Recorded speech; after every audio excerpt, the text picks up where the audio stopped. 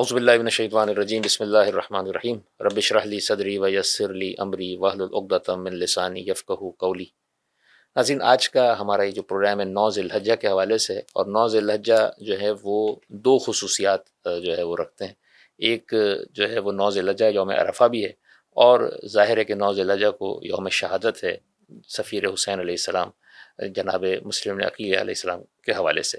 تو ہم کوشش کریں گے کہ ان دونوں پہلوؤں پر تھوڑا سا ڈسکشن ہو جائے۔ ہماری خوش قسمتی ہمارے ساتھ آج موجود ہیں مولانا رضی جعفر نقوی صاحب۔ مولانا صاحب، آپ کا بہت بہت شکریہ۔ جزاک اللہ، سلام مطلب بتائیے۔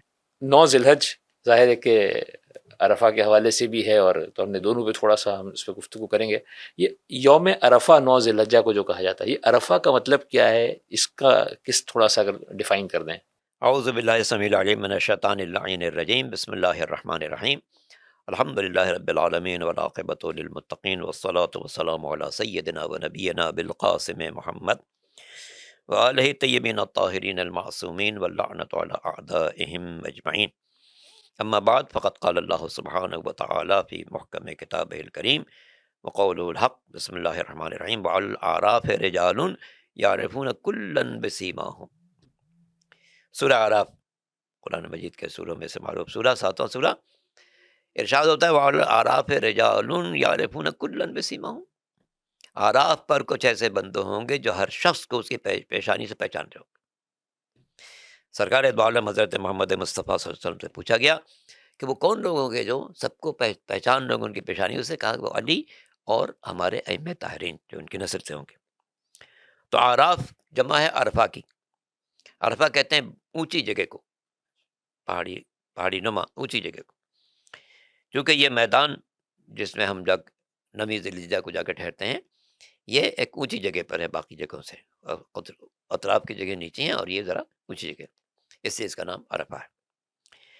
2 لفظ ہیں، 2 چیزیں کے لیے عرفہ کہا جاتا۔ عرفہ ایک دن بھی ہے، 9 ذی الحجہ جو ہے اس کا دن بھی یوم العرفہ ہے، اور ایک میدان بھی ہے جہاں ہم لوگ حاجی حضرات جو ہیں وہ 9 ذی الحجہ کو دوپہر سے لے کے غروب آفتاب تک، مغرب تک وہاں ٹھہرتے ہیں۔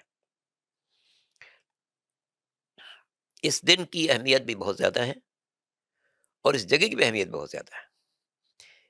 دن کی اہمیت اتنی زیادہ ہے کہ اگر آپ حج کے لیے گئے ہوئے نہیں ہیں، وطن میں ہیں، تب بھی اس دن کی دعاؤں کو ضرور پڑھنا چاہیے۔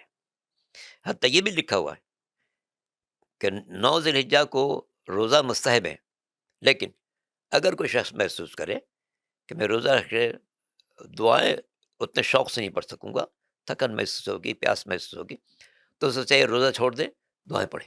اتنا زیادہ دعاؤں کی اتنا زیادہ اہمیت۔ اہمیت ہے۔ اچھا، اب یہ دعا جب عرفات کے میدان میں پڑھیں گے، تو چونکہ عرفات کے میدان کے لیے بھی ہے کہ یہ خطہ پورا کا پورا جنت میں شامل کر دیا جائے گا، تو اسی اہمیت بڑھ جاتی ہے۔ صحیح۔ اور اسی لیے ہمارے حجاج کرام جو جاتے ہیں وہ پوری کوشش کرتے ہیں کہ عرفات کا پورا دن جو ہے ہم دعا میں گزاریں، صحیح۔ خیموں کے اندر بھی دعا میں گزاریں، خیمے سے باہر بھی، اس جگہ بھی جاتے ہیں جہاں پر سرکار سید الشہداء محمد صلی اللہ علیہ وسلم نے وہ مشہور دعا عرفہ پڑھی تھی۔ کیا دعا ہے، کیا مطالب ہے اس کے، اللہ اکبر! یعنی اس میں سائنس کا شعور رکھنے والوں کے لیے بہت سی چیزیں ہیں سیکھنے کے لیے۔ کہ امام نے آنکھوں کے بارے میں کیا کیا کہا ہے، امام نے اس کھوپڑی کے بارے میں کیا کیا کہا ہے، مغز کے بارے میں کیا کیا کہا ہے، ان ہونٹوں کے بارے میں کیا کیا کہا ہے، بطن مادر میں جو انسان بچہ شکم میں مادر میں ہوتا ہے اس کے بارے میں کیا کہا ہے، کیسے کیسے وہ پروان چڑھتا ہے اس کے بارے میں کیا کہا ہے۔ اس کے بعد فرماتے ہیں کہ اللہ کا احسان ہے کہ اس نے کفار کے زمانے میں نہیں پیدا کیا، سرکار دو عالم کے زمانے میں پیدا کیا۔ اس کے بعد فرماتے ہیں کہ اللہ نے احسان کیا کہ جس ماں کو ہمارا ظرف قرار دیا اس کے دل میں خاص محبت ڈال دی کہ وہ ہمیں پروان بھی چڑھاتی ہے، ہمارے دودھ بھی پلاتی ہے، ہمارا خیال بھی کرتی ہے، ہمارے ہر ضرورت کو پورا بھی کرتی۔ تو اس طرح سے یہ دعا ایک غیر معمولی دعا ہے، اور اس کا ہر فقرہ خود بتاتا ہے کہ یہ امام کے علاوہ کوئی کہہ نہیں سکتا تھا۔ اور عالم یہ تھا کہ امام جہاں پر جبل رحمت ہے اس کے دامن میں امام کھڑے تھے اور پوری دعا کھڑے ہو کر پڑھ رہے تھے، آنکھوں سے آنسو جاری تھے، ہاتھ پھیلے ہوئے تھے، جیسے ایک بارگاہ معبود میں انسان مناجات کے لیے پیش کرتا ہے، اور مسلسل رو رہے تھے۔ چونکہ اس میں مطالب ایسے ہیں کہ انسان کی خلقت کیوں ہے، انسان اس دنیا میں کیوں آیا ہے، یہ سب اس دعا کے اندر موجود ہے۔ کس طریقے سے آیا وہ بھی موجود ہے، اس کی نشو و نما ماں کے پیٹ میں کیسی ہوتی ہے اس کا بھی تذکرہ موجود ہے. پھر جو اسے پروان چڑھاتا ہے اس کا بھی تذکرہ موجود ہے. پھر انبیاء و مرسلین جو آئے بندے انسان کو صحیح انسان بنانے کے لیے ان کا بھی تذکرہ موجود ہے. اس لیے یہ دعا ایک غیر معمولی معرفت کا ذریعہ ہے. تو کیا اچھی بات ہے کہ انسان عرفات کا میدان ہو، عرفہ کا دن ہو اور معرفت کی دعا پڑھ رہا. سبحان اللہ سبحان اللہ. اچھا، عرفہ کا دن، عرفہ کے حوالے سے دعائے امام حسین علیہ السلام بہت زیادہ مشہور. اچھا، ہمارے یہاں پر ہم دیکھتے ہیں کہ حج کی بھی اپنی جگہ پر ظاہر ہے کہ ایک واجب حج ہے، اس کی اپنی جگہ پر بہت زیادہ اہمیت ہے. اور یہ بھی کہا جاتا ہے کہ اگر جو ہے وہ عرفہ کے اندر امام حسین علیہ السلام کی زیارت کی جائے تو اس کی بھی بڑی تحقیق کی بہت گئی زیادہ ہے. ہے. تو کس طریقے سے، یعنی اگر ایک شخص کے پاس دونوں امکانات موجود ہیں تو اس کو کیا یعنی کرنا چاہیے؟ ہاں، یہ بات بہت اہم کہی آپ نے. آقا محسن حکیم ہمارے بہت بڑے مرجع تقلید تھے. ان سے ہی سوال کیا گیا تھا کہ ہم نے امام حسین کی زیارت کا بھی ثواب عرفے کے دن کی بہت پڑھا ہے اور حج کا بھی ہے. تو فرماتے ہیں کہ اگر کسی پر حج واجب نہیں ہے، امام حسین کی زیارت کرے تو اسے 70 مستحب حج کا ثواب ملے گا. 70 مستحب حج. کیونکہ امام حسین کی زیارت در حقیقت اسلام کی قربانی کی یاد دلاتی ہے کہ آج دین جو باقی ہے حسین ابن علی کی بنا پر ہے. اور اسی لیے آپ جانتے ہیں کہ جب چوتھے امام حضرت زین العابدین علیہ الصلوۃ والسلام کے پاس ایک شخص آیا باقی کربلا کے بعد، اس نے کہا مولا یہ ابھی تک تو وہی لوگ حاکم ہیں، تو اتنی بڑی آپ نے قربانی تھی، حاصل کیا ہوا؟ اس کے خیال میں تک بھئی حکومت تبدیل ہو جائے تو حاصل ہوتا ہے. امام نے ہمیں تھوڑی انتظار کرو، کچھ دیر میں اذان کا وقت ہو جائے گا. اگر اذان میں اشہد ان محمد رسول اللہ نہ کہا جائے تو سمجھنا ہم ہار گئے، اور اگر یہ جملہ کہا جائے تو سمجھنا ہم جیت گئے. اس لیے کہ میرا بابا اسلام کو بچانا چاہتا تھا، قاتل اسلام کو مٹانا چاہتا تھا. سبحان اللہ. تو در حقیقت اور عاشور کے دن جب امام مظلوم ساری قربانیاں پیش کر کے خیمے میں سب کو رخصت کر کے آئے ہیں اور ہر طرف تلواریں تھیں، تو امام نے کیا فرمایا تھا؟ ان کان دین محمد لم یستقم الا بقتلی یا سیف خذنی. اگر دین مصطفیٰ کی بقا اس بات میں ہے کہ میرا سر قلم ہو جائے تو تلوار آؤ، حسین کا گلا حاصل ہے. تو چونکہ آج دین کا جو چراغ زندہ ہے وہ حسین ابن علی کے بنا پر زندہ ہے. تو اس لیے عرفے کی زیارت بہت اہم ہے، اور وہ زیارت مفاتی کے اندر بھی موجود ہے، باقی کتابوں میں موجود ہے. اس سے اندازہ ہوتا ہے کہ چونکہ کربلا کا واقعہ اسلام کی بقا کا راستہ ہے، اس لیے انسان جب عاشور کے دن یا عرفے کے دن خاص طور سے کربلا جائے گا اور یاد کرے گا کہ اس امام مظلوم کو جس نے 3 دن کی بھوک پیاس میں صبح سے شام تک لاشیں اٹھائے اور ہر لاش کو اٹھاتے وقت کہا ربنا تقبل منا انک انت السمیع العلیم. خاص طور سے علی اکبر جیسے جوان کا لاشا اٹھا کر کہہ رہے تھے ربنا تقبل منا انک انت السمیع العلیم، پالنے والے ہماری اس قربانی کو قبول کرنا.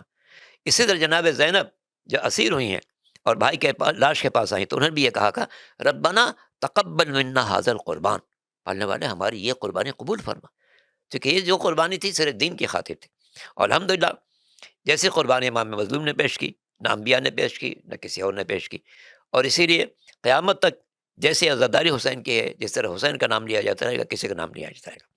تو اس لیے آقا محسن کے فرماتے تھے، روایات کی بناوٹ چونکہ بہت زیادہ روایات ہیں اس بارے میں، فرماتے تھے کہ 70 مستحب حج کا ثواب اس شخص کو ملے گا کہ جو عرفے کے دن امام مظلوم کی اگر حج روضے پر واجب نہیں ہے تو پھر جو ہے وہ اس طرح سے.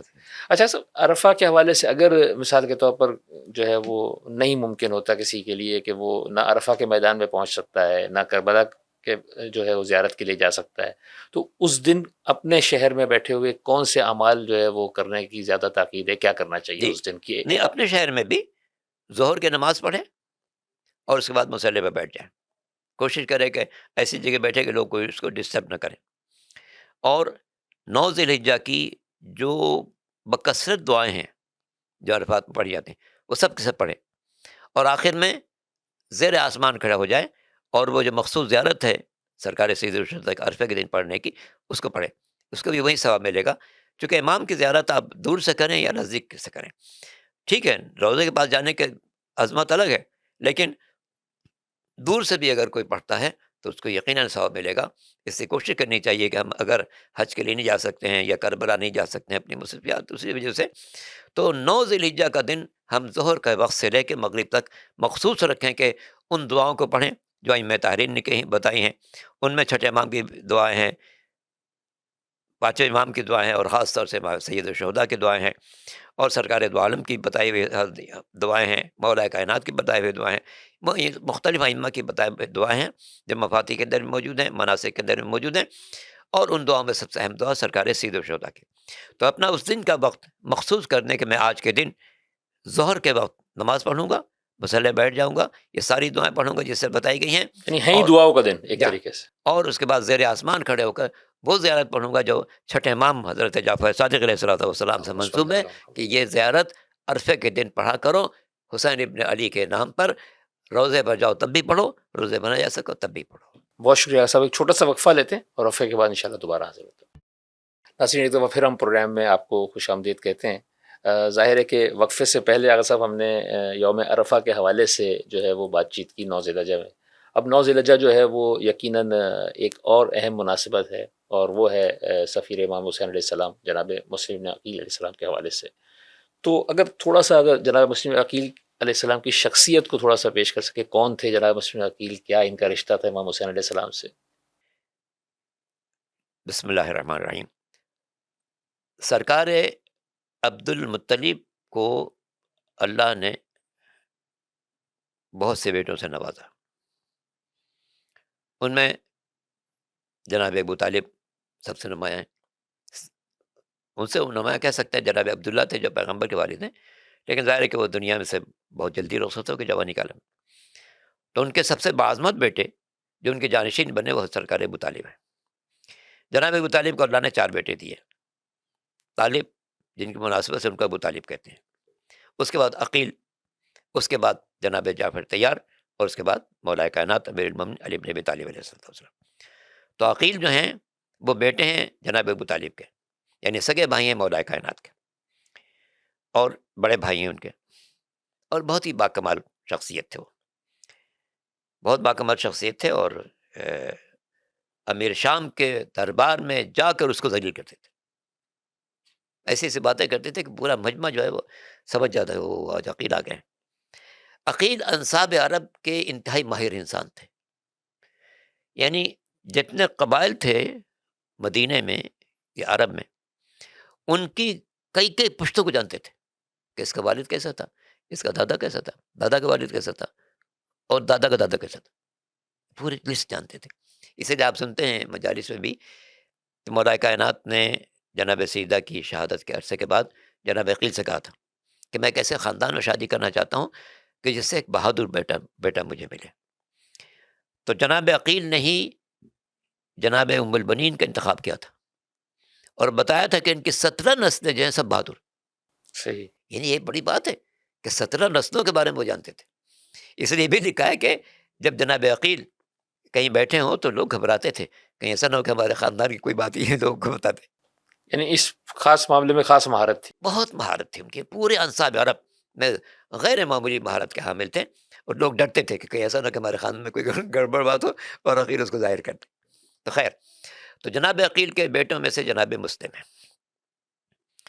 جناب مسلم شجاعت میں انتہائی ممتاز شخصیت ہے، یعنی خاندان رسالت کے اس وقت کے جوانوں میں، امام کی بات تو الگ ہے، 4 شخصیتیں انتہائی بہادر تھیں: محمد بن حنفیہ، جناب عبداللہ بن جعفر، جناب عباس، اور جناب مسلم بن عقیل۔ یہ چاروں انتہائی بہادر انسان تھے۔ جناب محمد بن حنفیہ بینائی ان کی ختم ہو گئی تھی، اس سے وہ جہاد میں شرکت نہیں کر سکتے۔ عبداللہ بن جعفر بیمار تھے، اس سے کربلا میں آ سکے تھے۔ جناب عباس تو امام کے ساتھ تھے ہی ہمیشہ۔ جناب مسلم اب چوتھے آدمی ہیں جو انتہائی بہادر انسان تھے۔ جب رجب سن 60 ہجری میں، مشہور قول ہے کہ 22 رجب سن 60 ہجری میں امیر شام دنیا سے رخصت ہوا، اور امام مظلوم سے بیعت کا مطالبہ اس کے بیٹے نے کیا، اور حاکم کو لکھا، ولید کو جو اس وقت مدینہ گورنر تھا، لکھا کہ یا بیعت لو یا سر قلم کر کے بھیجو۔ تو امام نے کہا کہ بیعت کا تو کوئی سوال نہیں پیدا ہوتا ہے، آپ نے مدینہ چھوڑ دیا۔ مدینہ چھوڑ کے امام مظلوم گئے ہیں مکہ مکرمہ، 28 رجب کے امام روانہ ہوئے، اور شاید 5 شعبان کو آپ مکہ مکرمہ پہنچ گئے۔ 5 شعبان سے 8 ذی الحجہ تک آپ مکہ مکرمہ میں رہے ہیں، وہ گھر بھی آج موجود ہے مکے میں جہاں پر امام نے قیام فرمایا تھا. یعنی مکے میں جو لائبریری ہے، یعنی امام سرکار دو عالم کے ولادت کی جگہ ہے، اس کے پیچھے امام حسین کا گھر تھا اور اسی میں آپ ٹھہرے ہوئے تھے. تو 5 شعبان سے 8 ذی الحجہ تک تقریباً 4 مہینہ آپ وہاں پر ہیں. صحیح. اس دوران کوفے سے لوگوں کے خط آنا شروع ہے. مولا ہم نے سنا ہے کہ آپ مدینہ چھوڑ چکے ہیں، مکے میں ہیں، تو اتنا اچھا ہے کہ آپ کوفے آئیں، یہ آپ کے والد کا شہر ہے، آپ کے والد میں یہیں پر رہے ہیں، حکومت کی ہے، اس کے بعد دنیا سے تشریف لے گئے، تو آپ تشریف لائیں. بہت سارے خطوط آئے، بہت سارے خطوط آئے کہ آپ یہاں تشریف لائیں. ان میں خیر خواہوں کے بھی خطوط تھے اور منافقین کے بھی خطوط تھے. منافقین کے خطوط میں دنیاوی باتیں ہوتی تھیں اور خیر خواہوں کے خطوط میں دینی باتیں ہوتی تھیں. یہاں کے جو حاکم ہے نالائق ہیں، ہم اس کو ہٹا دیں گے، آپ تشریف لائیں، ہم آپ سے رہنمائی حاصل کریں گے. تو جب یہ مخلص لوگوں کے خطوط آئے تو امام نے کہا کہ ٹھیک ہے، میں ابھی خود تو نہیں آ رہا ہوں، اپنا ایک نمائندہ بھیج رہا ہوں تاکہ دیکھوں کہ تم نے جو کچھ لکھا ہے وہ کس حد تک صحیح ہے. تو اس مناسبت سے آپ نے انتخاب کیا جناب مسلم کا. جناب مسلم بہندوئی بھی امام حسین علیہ السلام کے، ان کی شادی بھی امیر المومنین کی ایک بیٹی سے ہوئی ہے، چونکہ چچا زاد بھائی ہیں تو اس لیے بہندوئی بھی تھے. اور اسی طرح مسلم ابن عقیل کی جو بیٹی کا تذکرہ آتا ہے وہ بھانجی تھی امام کی، تو بہندوئی بھی تھے اور چچا زاد بھائی بھی تھے. تو ان کا انتخاب کیا اور شجاعت میں بے مثال انسان تھے وہ، جیسے کہ آپ ان کی شہادت میں سنتے ہی رہتے ہیں، بے مثال شجاعت کے مالک تھے. تو یہ پہنچے مکے سے پہلے مدینہ آئے ہیں، مدینہ میں آ کر روضہ رسول پر حاضری دی ہے اور پھر وہاں سے کوفے کی طرف روانہ ہوئے ہیں. ساتھ میں 2 آدمی انہوں نے اپنے ساتھ رکھے تھے لے جانے کے لیے، لیکن نمائندہ امام کے صرف جناب مسلم بن عقیل تھے. وہ لوگ صرف ساتھی کے طور پر سفر کے، چونکہ اکیلے سفر کرنا مشکل ہوتا تھا تو اس لیے وہ لوگ ساتھ گئے ہیں. کوفے جب پہنچے ہیں تو تمام مخلصین جنہوں نے خطوط لکھے تھے امام کو، سب ان کے جناب مسلم کے پاس جمع ہوئے اور ان سے وعدہ کیے کہ آپ امام کو لکھیں کہ ہم سب تیار ہیں اور ہم رہنمائی حاصل کرنا چاہتے ہیں، ہم انہی کے قیادت میں اپنے دین و مذہب کے احکام کو انجام دینا چاہتے ہیں. یہ جو حاکم ہم پر مسلط ہے اس کو ہم ہٹا دیں گے، امام تشریف لائیں، ہم انہی کی بات پر عمل کریں گے. ایسا تھوڑا سا اگر میں یہاں پر جیسے جو ہمیں جب ہم پڑھتے ہیں تو ہمیں یہ ملتا ہے کہ جناب مسلم عقیل ظاہر ہے کہ جو نون راستہ تھا اس راستے سے نہیں گئے تھے، یعنی ایسا لگا کہ جب وہ کوفہ پہنچے تو شروع میں جناب مسلم عقیل نے اپنے کوفہ پہنچنے کو خفیہ رکھنے کی جو ہے وہ کوشش کی ہے، ایسا کچھ ہے؟ ممکن ایسا ہو، چونکہ دور تو بنی امیہ کا تھا، یعنی یزید حاکم بن چکا تھا اور ہر طرف افراتفری تھی، تو اس سے یہ بالکل غیر ممکن ہے کہ انہوں نے راستے کا انتخاب مختلف کیا. اور امام حسین نے ان کو روانہ کیا ہے، اس کے بعد وہ رفتہ رفتہ منزلیں طے کرتے ہوئے، حتیٰ کہ ان کے 2 ساتھی جو ساتھ چلے تھے وہ بھی راستے میں وہ شہید بھی ہو گئے. راستے میں شہید ہو وہ بھی راستے میں شہید. تو جناب مسلم جب کوفے میں داخل ہوئے تو بالکل اکیلے داخل ہوئے، لیکن جو لوگ پہچانتے تھے، جن کو معلوم تھا کہ جناب مسلم آ رہے ہیں، انہیں بھرپور استقبال کیا اور ان کے پیچھے نماز پڑھنا شروع کی. مسجد کوفہ میں جو جامع مسجد ہے وہاں پر نماز ہوتی تھی، جناب مسلم جو ہے وہ امامت فرماتے تھے، ہزاروں افراد ان کی نماز میں شرکت کرتے تھے. کافی عرصے تک یہ صورتحال رہی. تو جو بنی امیہ کے خاص خاص لوگ کوفے میں چھپ گئے تھے، انہوں نے خط لکھنا شروع کیا یزید کو کہ یہاں پر مسلم آ گئے ہیں اور ان کے آنے کی وجہ سے سارا شہر ان کے گرد جمع ہو چکا ہے، تم اگر اس شہر کو بچانا چاہتے ہو تو کوئی انتظام کرو. تو اس نے ابن زیاد کا انتخاب کیا. ابن زیاد اس وقت بصرے کا گورنر تھا، تو اس کو یزید نے لکھا کہ تمہیں بصرے کے ساتھ ساتھ کوفے کی بھی دی جا رہی ہے عمارت، وہاں کے گورنر بنایا جا رہا ہے. یعنی اس وقت کوفے میں کون حاکم تھا؟ جب بشیر نامی شخص بشیر تھا. نامی شخص. تو تم جاؤ، بشیر سنبھال نہیں پا رہا ہے، تم جاؤ. یہ چونکہ انتہائی بدسرش انسان تھا اور سب جانتے کہ ولد الزنا بھی تھا، تو یہ چلا. لیکن اس نے کوفے میں داخل ہونے کے لیے وہ راستہ اختیار کیا جو مدینے سے کوفے میں داخل ہوتا ہے. جو راستہ بصرے سے کوفے میں داخل ہوتا ہے وہ نہیں اختیار کیا، وہ راستہ اختیار کیا کہ جو مدینے سے ہوتا ہے. اچھا، لباس بھی بنی ہاشم کے لوگوں کا پہن لیا، جیسے امامہ بنی ہاشم کے لوگ لگاتے ہیں وہ لگا لیا، اور جس طرح بنی ہاشم کے لوگ ان کے ساتھ ساتھ چلتے تھے ویسا منظر بنا لیا تاکہ لوگ محسوس کریں کہ جناب مسلم آئے تھے، اب امام حسین خود آ رہے ہیں. میں تاثر یہ ہو، کیونکہ جناب مسلم سے جب لوگوں نے کہا تھا کہ آپ مولا کو خط لکھ دیں کہ یہاں حالات بالکل سازگار ہیں، وہ تشریف لائیں، تو اس نے یہ راستہ اختیار کیا کہ میں اس راستے سے چلوں جو مدینے کا راستہ ہے، تاکہ لوگ سمجھیں کہ ہاں مدینے سے حسینی قافلہ آ رہا ہے، محمد صلی اللہ علیہ وسلم تشریف۔ امامہ ویسے پہن لیا، لباس ویسے پہن لیا، اپنے ساتھی ویسے بنا لیے کہ جیسے امام خود تشریف لا رہے ہیں۔ تو اس سے ظاہر ہے کہ لوگوں نے کہا اچھا وہ امام تشریف لا رہے ہیں، رات کے وقت داخل ہوا صحیح. تاکہ لوگ شکل نہ دیکھ سکیں، دیکھیں انداز وہ نظر آئے۔ ظاہر ہے کہ اس زمانے میں کوئی بجلی وغیرہ ہوتی نہیں تھی، تو انداز وہ اختیار کیا جیسے مدینے سے قافلہ امام کے خود تشریف لا رہے ہیں۔ تو اس سے لوگوں نے استقبال کیا کہ وہ تشریف لا رہے ہیں، تشریف لا رہے ہیں، تشریف لا رہے ہیں۔ اور اس کے بعد اس طرح سے چلتے چلتے وہ دارالعمارہ میں داخل ہو گیا، گورنر ہاؤس میں داخل ہو گیا۔ وہاں جا کے اس نے یہ ہٹایا سب کچھ اور کہا کہ دیکھو میں وہ نہیں جو تم سمجھ رہے ہو، میں بصرے سے آ رہا ہوں، ابن زیاد ہے، جو جان کی امان چاہتا ہے وہ مسلم کے ساتھ چھوڑ دے۔ یہ ایک طریقے سے ٹرننگ پوائنٹ بنا. ٹرننگ پوائنٹ یہ تھا، اور چونکہ لوگوں نے ظاہر ہے کہ اس کو موقع نہ ملتا اگر وہ اس بیس میں نہ آتا، بیس بنا کے اس نے لوگوں کو دھوکہ دیا کہ کوئی خود امام تشریف لائے ہیں۔ جب وہاں پہنچ گیا تو اس نے لباس اتارا اور شمشیر دکھائی کہ دیکھو جو بات نہیں مانے گا اس کے لیے یہ ہے اور کچھ نہیں ہے۔ تو اس کے بعد ظاہر ہے کہ لوگوں میں خوف ہوا، راز ساری ہوا، یعنی اتنا ایک تو خوف پھیلایا ایک طریقے سے تاکہ یہ کہ جی ہاں، پہلے دھوکہ دے کے داخل ہوا اور اس کے بعد اپنا ظاہر کر کے خوف دلایا کہ دیکھو یہ تلوار ہے اور یہ سب لوگوں کے ہاتھ میں ایک تلوار ہے، کوئی گھر نہیں بچے گا، کوئی شخص نہیں بچے گا، کوئی گھر نہیں بچے گا۔ تو اس کے نتیجے میں ہوگا لوگ جناب مسلم سے کترانے لگے، کترانے لگے، کترانے لگے، یہاں تک کہ وہ وقت بھی آیا کہ جب جناب مسلم نماز سے فارغ ہوئے، پیچھے مڑ کر دیکھا تو کوئی نہیں تھا۔ اللہ اکبر، کہاں ہزاروں افراد ہوتے تھے، آج کوئی بھی نہیں ہے۔ چونکہ اس نے خوف بڑھانا شروع کیا تھا، بڑھانا شروع کیا تھا، اور اس نے کہہ دیا تھا کہ جو بھی مسلم کے پیچھے نظر آئے گا ہم اسے ختم کر دیں گے۔ تو یہ وہ وقت تھا، چونکہ یہ بات مشہور ہے کہ اہل کوفہ لوگوں کا ساتھ تو دیتے ہیں مگر خوف زدہ بھی جلدی ہو جاتے ہیں، تو ڈر گئے سب لوگ، اپنے گھروں میں جا کے چھپ گئے۔ تو جناب مسلم جب نماز پڑھا کے نکلے ہیں اس تاریخ کو، 8 تاریخ کی ذی الحجہ کی، نماز میں تو کوئی پیچھے نہیں رہا، یا اللہ یہ کیا ہوا، لوگ کہاں چلے گئے؟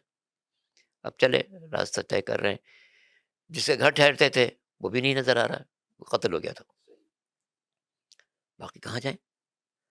تو کوفے گلیوں میں دیکھ رہے تھے بھی شاید کوئی میرا جان پہچان کا ہو اور مجھ سے کہے کہ بھئی آپ تشریف لائیے تو میں اسے گھر چلا جاؤں، لیکن کچھ نہیں ہو رہا تھا۔ یہاں تک کہ چلتے چلتے پیاس لگی تو طعام نامی گھر کے پاس وہ ٹھہرے اور تقل باپ کے کہ بھئی تھوڑا سا پانی پلا دو۔ خیر وہ خاتون پانی لے کے آئی، انہوں نے پانی پیا اور پانی پی کے وہیں بیٹھ گئے۔ تو چونکہ حالات بہت خراب ہو چکے تھے، لوگ اپنے گھروں میں چھپ چکے تھے، اس خاتون نے کہا کہ جناب آپ کون ہیں؟ اگر پانی پی چکے ہیں تو تشریف لے جائیے، اپنے گھر جائیے۔ تو ان کا جس کا گھر نہ ہو کیا کرے، وہ کہاں جائے؟ ہیں آپ کون ہیں جو یہ کہہ رہے ہیں کہ جس کا گھر نہ ہو کہاں جائے؟ کہا میں حسین کا نمائندہ مسلم ہوں۔ اوہو، چونکہ مومنہ تھی، اس نے کہا نہیں پھر میں گھر کا راستہ کرتی ہوں، آپ گھر کے اندر تشریف لائیں اور ہمارے گھر آرام سے رہیں۔ طوع کا بیٹا جو تھا وہ جاسوس تھا، یعنی مسلم نے جا کے گھر کے اندر عبادت مصروف ہو گئے تو اس نے جا کے خبر کر دی جاسوس نے کہ مسلم ہمارے گھر پر ہیں۔ تو صبح ہوتے ہی ایک بہت بڑی فوج آ گئی، اس گھر کا اس نے محاصرہ کر لیا۔ تو جناب مسلم گھر سے باہر نکلے تو نے کہا بھی کہ آپ گھر سے باہر نہیں نکلے؟ کہا نہیں بھائی یہ مناسب نہیں کہ تمہارے گھر کی کوئی بےعزتی کرے، گھر میں داخل ہو جائے تمہاری بےعزتی کریں، یہ مجھے خبر نہیں۔ آپ باہر نکلے، پوری فوج کا مقابلہ کیا اور تہس نہس کر دیا۔ تو اس فوج کا جو کمانڈر تھا اس نے ابن زیاد سے کہا بھائی ایک اور کمک بھیجو، کچھ اور لوگوں کو بھیجو۔ کچھ اور لوگ آئے، ان کو بھی آپ نے فنار کر دیا۔ پھر تیسری مرتبہ اس نے کہا بھائی کچھ اور بھیجو۔ تو اس نے کہا ہے ایک آدمی کے لیے اتنی فوج بھیج چکا ہوں اور تم کہتے ہو پھر بھیجو؟ تو اس نے کہا کہ آپ کو پتہ ہے کہ یہ ہاشمی جوان ہے، یہ کوفے کا کوئی بقال نہیں ہے، یہ بنی ہاشم کا شعر ہے جو کسی قابو میں نہیں آ سکتا ہے۔ اس کے پیش نظر تھا کہ مولا کائنات امیر المومنین علی بن ابی طالب علیہ السلام نے جنگ احد میں 3,500 مشرکین کا اکیلے مقابلہ کیا تھا صحیح. اور سب کو پسپا ہونے پر مجبور کیا تھا. ابو سفیان کو بھاگنے پر مجبور کیا تھا. لوگوں نے پوچھا ہے ہم 3,500 ہیں، علی اکیلے ہیں، بھاگ کیوں رہے ہیں؟ تو اس سے کہا تمہیں پتہ نہیں، آج علی لڑ رہے ہیں، نہیں لڑ رہے ہیں، اللہ کی تلوار لڑ رہی ہے. تو اس شخص نے بھی کہا، ابن زیاد کے پاس کہہ رہا ہے کہ تمہیں پتہ نہیں کون ہے یہ ہاشمی ہے رہی ہے، اس کے مقابلے میں کوئی ٹھہر نہیں سکتا. تو خیر اس نے تیسری بھیجی، تیسری کو بھی آپ نے تحس کرنا شروع کیا. اب ان لوگوں نے فوجیوں نے دیکھا کہ ہم ان کو گرفتار نہیں کر سکتے، تو ایک گڑھا کھودا گیا. گڑھا کھودا گیا، اس کے اوپر ایک پیال ڈال دی گئی تاکہ زمین چھپ جائے، اور پھر حملہ کرتے کرتے کرتے اس جگہ لے گئے اور جناب مسلم اس کنویں میں گر گئے. کنویں میں گر گئے. اس کے بعد ان کے سر پر خنجر پھینکے جا رہے ہیں، تیر پھینکے جا رہے ہیں، بعض لوگ پتھر پھینک رہے ہیں، یہاں تک کہ زخمی ہو گئے آپ. پھر وہاں سے آپ کو نکالے گئے، زخمی حالت میں باہر نکلے ہیں وہاں سے، اور گرفتار کر کے آپ کو پیش کیا گیا ابن زیاد کے پاس. چونکہ جب آپ گھڑے میں گر گئے تھے تو بہت سے لوگوں نے پتھر مارے تھے، جس کی بنا پر آپ کے ہونٹ زخمی ہو گئے. ہونٹ زخمی ہو گئے، گرفتار کر کے لے جائے گئے ابن زیاد کے پاس، دارالمارا لے جائے گئے. اللہ اکبر. جب وہاں پہنچے ہیں تو جو لوگ گرفتار کر کے لے گئے تھے، انہوں نے کہا کہ امیر کو سلام کرو. تو کہا امیری حسین، میرا امیر صرف حسین ہے، میں کسی کو سلام نہیں کر سکتا. تو اس بدبخت نے کہا کہ چاہے تم سلام کرو یا نہ کرو، قتل تو کیے جاؤ گے. جناب مسلم کو چونکہ اس وقت تھکن تھی اور ظاہر اپنے لوگوں سے مقابلہ تھا، پیاس محسوس، کہا کہ ہو سکتا ہے مجھے پانی پلا دو. قتل تو کرنا چاہتے لیکن پانی سے پلا دو. پانی لایا گیا، پانی لایا گیا، مگر مسلم میں جب پانی منہ سے لگانا چاہا تو چونکہ دانت ٹوٹ چکے تھے، یعنی منہ زخمی ہو چکا تھا، خون بھر گیا اس میں. پانی پھینک دیا گیا، دوسرا پانی لایا گیا، پھر پینا چاہا، پھر خون بھر گیا، پھر پھینک دیا گیا. سمجھ گئے کہ نہیں قدرت کا کچھ منصور. وہ قدرت کا انتظام تھا کہ حسین کا سفیر ہے تو حسین کے سفیر کے ذریعے بھی پیاسا دنیا سے جائے گا. اللہ اکبر. اس کے بعد جناب مسلم ابن عقیل کو چھت پر لے جایا گیا. جلاد تلوار چلانے سے پہلے اس نے کہا اگر کوئی وصیت ہو تو بتا دو. کہا کہ بس ایک وصیت ہے کہ میرے ذمے کسی کا قرض ہے، میری زرہ بیچ کر قرض ادا کر دینا، اور میرے مولا حسین کو بتا دینا کہ میں دنیا سے جا رہا ہوں. روایتوں میں یہ فقرہ میں ملتے ہیں کہ جب 9 ذی الحجہ کو امام 8ویں ذی الحجہ کے بعد مکہ سے روانہ ہوئے، 9 ذی الحجہ کو تنعیم پہنچے. تنعیم پہنچے تو ایک مرتبہ آپ نے کوفہ کی طرف ہاتھ اٹھایا، وعلیک السلام.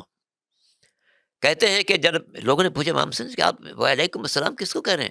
کہا کہ ابھی مسلم ابن عقیل نے دارالمارا سے السلام کہا. چونکہ جلاد جس وقت تلوار لے کر چلا ہے تو جناب مسلم نے مکے کی طرف رخ کیا، السلام علیکم یا ابا عبداللہ، میرے مولا میرا سلام قبول کرے. جناب مسلم کو اس طرح شہید کر دیا گیا، سر ابن زیاد کے پاس پہنچا دیا گیا، لاش کو گلیوں میں پھیلایا گیا، گلی میں ڈال دیا گیا. بچوں نے لاش کے پیروں میں برسی باندھ کر ان کو دوڑانا شروع کیا. آل رسول کے ساتھ کیا بے ادبی دنیا والے کرتے رہے ہیں. جیسے امام مظلوم کی شہادت کے بعد ان کے جسم کے ساتھ بھی بے ادبی کی گئی ہے، اسے جناب مسلم ابن عقیل کے شہادت کے بعد سر تو ابن زیاد کے پاس پیش کیا گیا، مگر جسم میں پیروں میں رسی باندھ کر گلیوں میں کھینچا جا رہا تھا. اسی لیے روایتوں میں یہ بات موجود ہے کہ جب امام مظلوم کربلا جا رہے تھے، اس جگہ پہنچے جہاں سے ایک راستہ کوفے سے گزر رہا تھا. امام نے دیکھا کچھ لوگ کوفے کی طرف سے آ رہے ہیں. امام نے اس سے پوچھا کہ بھائی تم نے کوفے کس حالت میں چھوڑا ہے؟ انہوں نے کہا مولا ہم بیان نہیں کر سکتے ہم نے کس حالت میں چھوڑا ہے. کہا نہیں کچھ بیان کرو. انہوں نے کہا مولا ہم نے اس حالت میں چھوڑا ہے کہ مسلم کا سر نو کے نیزہ پر بلند تھا، دارالمارا پر بلند تھا، اور مسلم کے پیر میں رسیاں باندھ کر گلیوں میں پھرایا جا رہا تھا. امام مظلوم نے بھی بات سنی تو جناب مسلم بن عقیل کی بیٹی جو قافلے میں موجود تھی، امام نے اس کو بلایا، جناب زینب سے کہا کہ دیکھو کچھ گوشوارے رکھے ان کو لے آؤ. گوشوارے پہنائے، سر پر دست شفقت پھیرا، بہت زیادہ شفقت پھیرنا شروع کیا، دست شفقت پھیرنا شروع کیا. اس نے کہا مولا آپ میرے ساتھ ویسا سلوک کریں جیسا یتیموں کے ساتھ کریں. امام نے فرمایا کہ بیٹی آج سے مجھے اپنے باپ کی جگہ سمجھنا. اللہ اکبر، میرا دل چاہتا ہے عرض کروں کہ اے مسلم کی بیٹی، آپ خوش قسمت ہیں کہ جب باپ کی شہادت کی خبر آئی تو امام جیسا شفیق موجود تھا جس نے آپ کے سر پر دست شفقت پھیرا، آپ کو گوشے پہنائے۔ مگر ہائے سکینہ، جب بابا کا سر نو کے نیزہ پر بلند ہوا، یہاں امام گوشوارے پہنا رہے تھے، وہاں شمر گوشوارے چھین رہا تھا، یہاں امام دست شفقت پھیر رہے تھے، وہاں شمر تماچے لگا رہا تھا۔ افلاک سے آواز آ رہی تھی واہ حسینہ۔ تو جناب مسلم بھی شہید ہیں اور امام مظلوم بھی شہید ہیں، مسلم بھی پیاس سے شہید ہوئے اور امام مظلوم بھی پیاس سے شہید ہوا۔ لیکن دنیا والوں کو یاد رکھنا چاہیے، آج مسلم کا روزہ بھی ساری دنیا کے لیے زیارت گاہ بنا ہوا ہے، امام مظلوم کا روزہ بھی زیارت گاہ بنا ہوا ہے، تاکہ دنیا پر واضح ہو جائے جو راہ خدا میں شہید ہوتا ہے وہ شہید نہیں ہوتا بلکہ قیامت تک زندہ رہنے والا ہے۔ ہم سب کو اللہ تعالیٰ مسلم ابن عقیل کے اسوہ حسنہ پر چلنے کی توفیق عطا فرمائے۔ وآخر دعوانا ان الحمد للہ رب العالمین۔